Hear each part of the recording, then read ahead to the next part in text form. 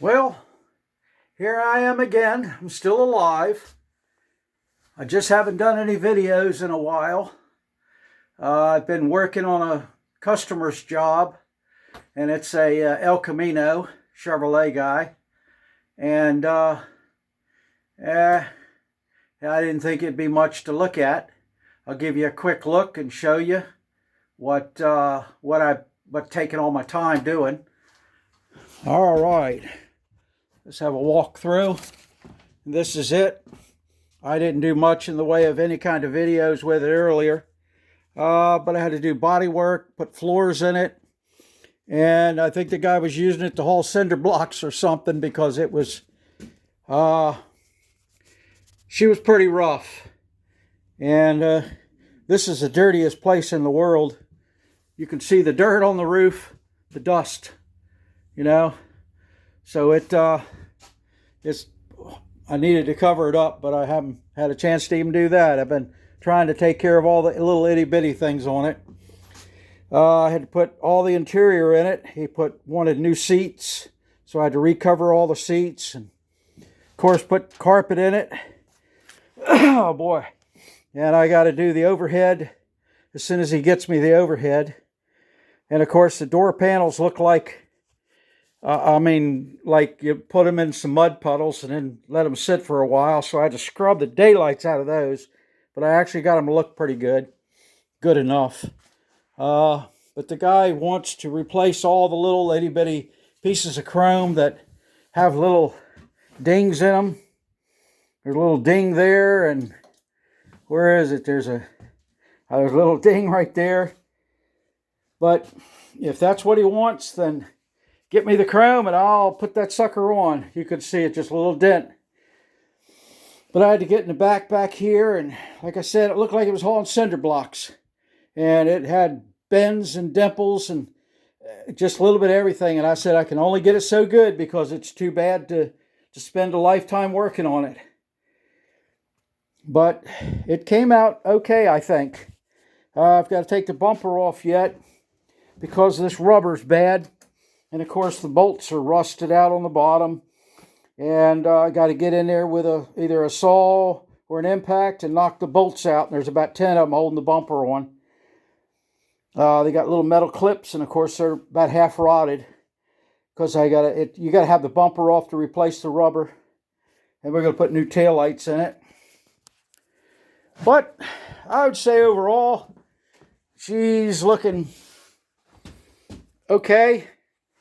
They were rusted out right in here completely.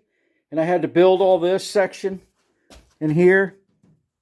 And of course back here was crushed. Right in here was bent way in. I had to knock it out.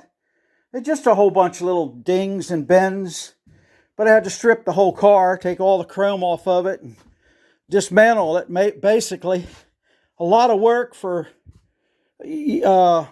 this new of a vehicle. And I consider this as a 86, I think. And I consider it a new vehicle for anything that I want to work on. But, hey, this is what keeps me going. That's the only way I can afford to do any of this stuff, is to take time off of working on an old car and work on somebody's newish car. So I'd love to get back on this thing. I haven't done anything to this except I did, since my last video, I started it up with a fuel line, and then I hooked electric fuel pump to it because I wasn't going to use the vacuum fuel pump, the original pump. I hooked an electric fuel pump to it as low pressure as I could get, and it still overpowered the carburetor. So it just flooded when it wasn't running, it would just pump fuel out of the carburetor, so the floats wouldn't hold it back. So I looked it up a little bit, looked into the vacuum operated fuel pump, and as far as I can see, it works. It works okay if everything is right with the fuel pump. This is the vacuum kind of canister. So I said, okay, I'll take it apart and see what we got. And I've got it on the bench in here. And I took it apart, and it was as bad as the rest of the car. Here it is. Oh boy, that hurt. Okay. Well, it's all taken apart, and this is part of that. And it was full of holes. So I had to solder the holes up. And, of course, all the gaskets were bad, every one of them.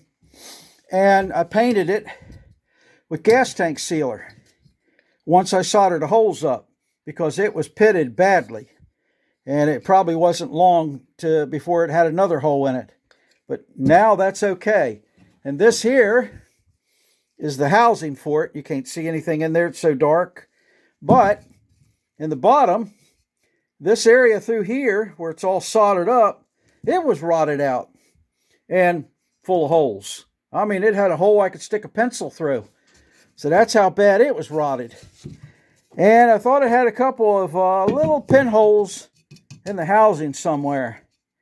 So I soldered that up, and I painted it with gas tank sealer. So right now, we have something we can work with. And I am just going to try it. And all this mechanism looks good. I was told by looking at things on the internet that there is a little, wherever it is, this seat right there where my finger is. You can't see it much. Comes loose.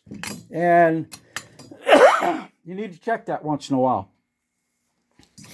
That's where the needle valve is to shut it on and off.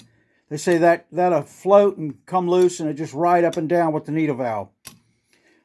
So that seems to be okay on this unit.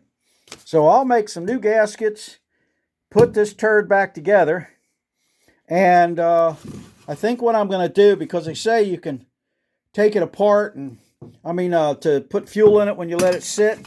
Because see, that's the problem. I let these things sit. You take this plug out right here, and you fill it full of fuel. But I think I'm going to hook an electric fuel pump to it and just flip the fuel pump on, prime the system, turn the fuel pump off, and then let this thing do its job. That way, if for whatever reason this unit fails, that I can flip the fuel pump on, and while it's running, it's fine. It doesn't leak. It's when you shut it off. So I could probably get home as a secondary. I'm probably doing overboard. You probably don't need to do all that. And I think this system will pull through a fuel pump without too much problem, because it doesn't seem to be much of a draw pulling fuel through a fuel pump that isn't on. So I'm going to try it. So this is pretty much what we're doing. When I get this out of here, I am going to do this. I have enough leftover paint now that I'm going to paint this thing. I'm just going to close my eyes, go in the paint closet, grab a couple of gallons of paint, and I have no idea what color they are, but I'm going to two-tone it whatever paint I pull out. It might be yellow and pink, but those are the colors I'm going to go with, because I can't make a decision on colors. It seems like no matter what colors you paint one of these, it's just a Model A, that it still looks okay. Of course, the fender's going to be black, and it's going to be two-toned, so we'll see what I come up with. So it's not going to cost me anything to paint it other than time. And the bodywork's done, and it's in primer, so I think we're good to go. And I'm going to try to go through it real quick, and because I got to do the interior, paint it, and then put it back together. It's a rolling chassis, rebuilt engine, new brakes. So it's drivable right now if you wanted to drive it right now, without a seat in it, of course. But that's about it. So this is what I've been doing. And you can tell from the mess everywhere that, I just got stuff scattered everywhere. And I have a little Austin Healey out back that belongs to this fella over here. Same guy, nice guy, but he's got a bunch of cars, and he keeps bringing them over, wanting me to do work to them. But every time I do work to them, it takes time off from what I want to do. But, it's the way it is when you're a poor guy. So, all right, guys. So there's not much to see. I'm pretty much just talking my ass off. I just want to let you guys know that even though I hadn't made a video, it isn't because I don't want to. It's because stuff like that got in the way. So I almost got another project. I looked at I didn't look at it, but I saw a Franklin. And I thought it was pretty cool. And of course, it's a real project. And the only problem, it's in New Jersey. And I'm not going to go drive to New Jersey and look at a car or pay the guy and bring the car back. I don't have time like that. And I don't think I could sit in a car for 5-6 hours to do it. And my nerves wouldn't let me tow something back. So it causes a small problem. I was going to sit down. Getting too old to stand up anymore. To do things like that. And I'd like to just send the guy the money and then have a towing company go out and get it. But I got in a bunch of hot water trying to do that because that's what I come real close to doing. And boy, did I have to answer a bunch of questions from people I didn't know. And they told me everything, that I was a dummy to do something that unforgiving, which I don't think I'd have had any problem doing, but you just don't know. And I have nothing against the guy that had the car. He sounded like an okay guy. But you have to protect yourself. And other people even try to do it for you sometimes if they look like you're doing something a little bit shaky. And that's what the problem was, is the money people I sent, they stopped payment and wouldn't let the transaction go through. So and they said, this is how shaky it is, what you're doing. And I've done it before and I didn't have a problem. And that's all said and good. Like I said, I feel bad for the guy that owns the car because I'm sure he's just trying to sell a car. And that's what I think.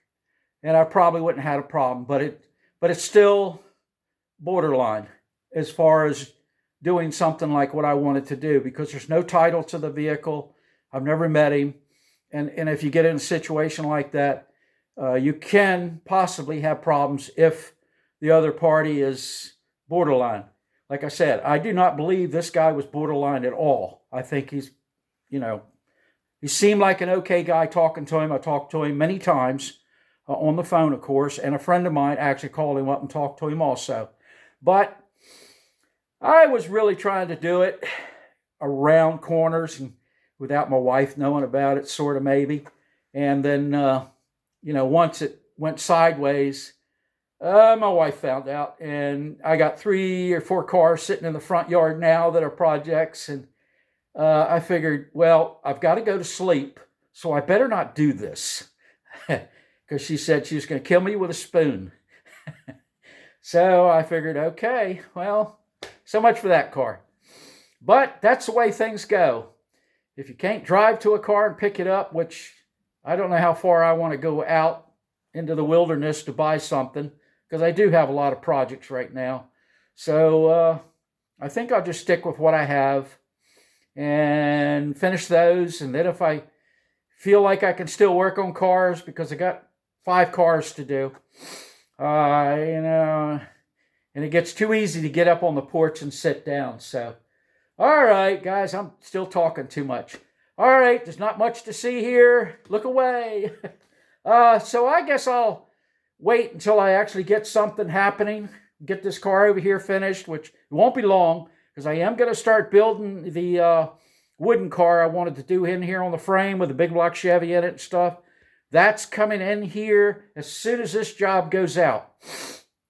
And this won't take too long, I do not believe. And that's not going to take too long. So I would say by midsummer, if best, I'll have these two cars done and be starting on the wooden car. And that ought to be a hoot because it's going to be a bunch of different things going on with that. But I'll just have to let you all guys just go ahead and see what's going to happen. I'll try to keep you informed the best I can. All right, guys. So until then, I'll see y'all later.